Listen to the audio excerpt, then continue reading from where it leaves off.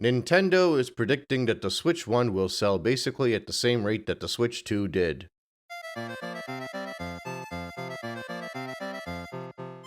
This information came in this morning alongside their updated numbers for Switch sales, both in the hardware and in the software, with the Nintendo Switch now sitting at 152.12 million units sold.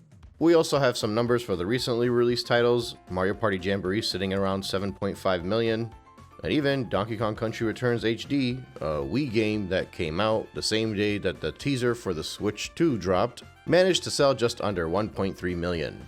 So clearly Nintendo is still doing very well as far as the Nintendo Switch is concerned. Heck, they're predicting to sell another 4.5 million over the next year, which would take them up to roughly 157 million, which would surpass the Nintendo DS and make them the best-selling Nintendo console. They would still be roughly 3 million behind the PlayStation 2 at that point, and even if they sold those 3 million, the PlayStation 2 numbers are kind of fluid, so you can't always guarantee that you'll top those. Although, and this is a bit of a tangent, from my understanding, if Sony were to increase the numbers of the PlayStation 2 anymore, they would effectively be taken away from the production numbers of the PlayStation 3, which means that the 360 will have beaten the PlayStation 3 in that console fight, so I don't think they have any more wiggle room here to change the numbers. But I don't know how true that is, it's just something I saw on Twitter, so yeah. Let's go back to Nintendo. Selling 4.5 million units after the next console launches is not that crazy of a prediction. The Nintendo Wii was at roughly 97 million before the Wii U launched, and it sold over 3 million more over the following year.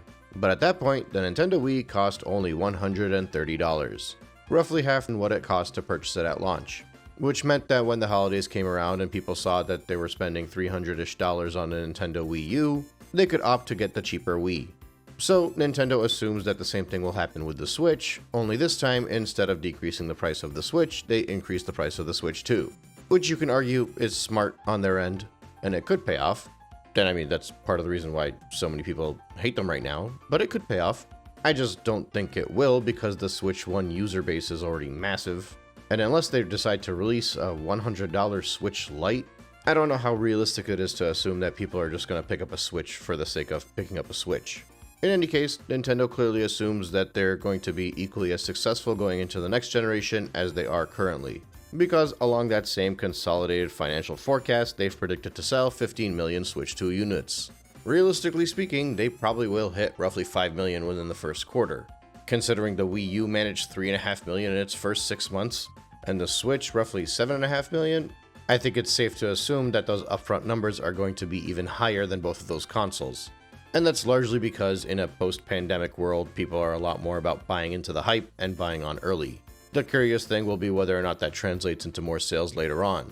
Because if you were looking at the first 3 to 6 months, maybe even up to the first holiday season, of pretty much every Nintendo console since the Wii, including the 3DS, you're looking at roughly 3.5 to 5 million units sold in that opening launch window.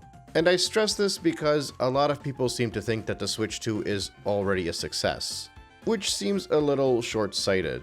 Perhaps the jump from the Wii to the Wii U is a little bit more convoluted, especially when you consider that by the end of the Wii's life cycle, the whole fad behind the Wii itself had faded, and the Wii U showed up not only with poor marketing for the casuals out there, but also without something to grab onto the hardcore gamers, not a good launch lineup, nor any interest from the tablet. But even then, the Wii U still managed to sell fairly well in its opening months. However, the Wii U never made it to 15 million sales. I think the Switch 2 will make it to 15 million sales. So something I've said a few times, and I'm sure many others have said it as well, is that a more realistic comparison to how the Switch 2 may perform would be to look at the jump from the Nintendo DS to the Nintendo 3DS. The DS actually had lower first quarter numbers than the Nintendo 3DS did, because the 3DS initial sales were largely inflated by the hype, by the hardcore DS crowd. By the end of the second quarter, the 3DS was no longer keeping up with the DS, which famously led to the price drop only 6 months after the launch of the 3DS. When the price was dropped, the 3DS started to actually outpace the Nintendo DS again, because it effectively had a second launch window. Once the price was lowered, Nintendo started to release more first-party titles, causing more people to start to buy in. By the fourth quarter of both the 3DS and the DS's life cycles, the 3DS had doubled the sales of the DS. By the end of their lifespans, the DS had just about doubled the sales of the 3DS. Now, you might be wondering why this is all relevant, right? We're talking about the Switch 2, we're talking about 120 frames per second. We're talking about the Switch 1 being the most successful Nintendo console of all time. Well, by next year if it was to outsell the DS. The reason I'm harping on this is because historically speaking, and not even that far behind in history, we're talking a couple console generations, Nintendo consoles tend to start off very strong when hype is involved. The DS had fairly humble beginnings because there was a lot of uncertainty with the move away from the Game Boy brand. But the 3DS had stronger initial sales because of how successful the previous console was. The Wii's initial sales were phenomenal, outpacing most other Nintendo consoles in early numbers. But that hype could only last so long, and that's why, even though the Wii is a successful console, it didn't reach the sky-high numbers of the Nintendo Switch, nor the upcoming PS4 for that matter. The point that I'm trying to get at is all of these initial forecasts, these initial numbers, these pre-orders, are all being exaggerated because of the hype. And in the modern day, society tends to operate on this hype. So it wouldn't be that absurd to say that there is more hype that inflates sales today than there was 10 years ago, for example. But that hype only keeps you afloat for so long. The 3DS had a strong enough launch. The early adopters did what early adopters do. I was one of them. Nintendo took a gamble on having a higher price tag with the assumption that people would fall in line because they've been selling so well, and inflation meant they had a right to do so. Within a few months, they realized that some people don't really care what inflation says you have a right to do, which leads to them dropping the price. And when that price is dropped, they end up picking up sales. But even then, it was proven that they could not reach the same success that the DS reached. Because when the DS came in, it was novel. Dual screens and gaming on the go was a novel idea. You could release as many great first-party titles as you want, but if you're not bringing something new to the table, you're not going to achieve those same numbers. As sad as it is to say this, as a Nintendo fanboy, you're not Sony. You won't outdo the sales by just adding an extra number at the end of your console. When you brought in the Nintendo Switch, the idea of a hybrid console was novel. People opted to buy in because this was something the industry had never seen before. And similar to the DS, you kept pumping out more and more games for us, which is why more people continued to buy into the Nintendo Switch. Because there were multiple boxes being checked, the Switch filled a need that many people didn't realize they needed: the hybrid market. The Switch 2 could sell many games.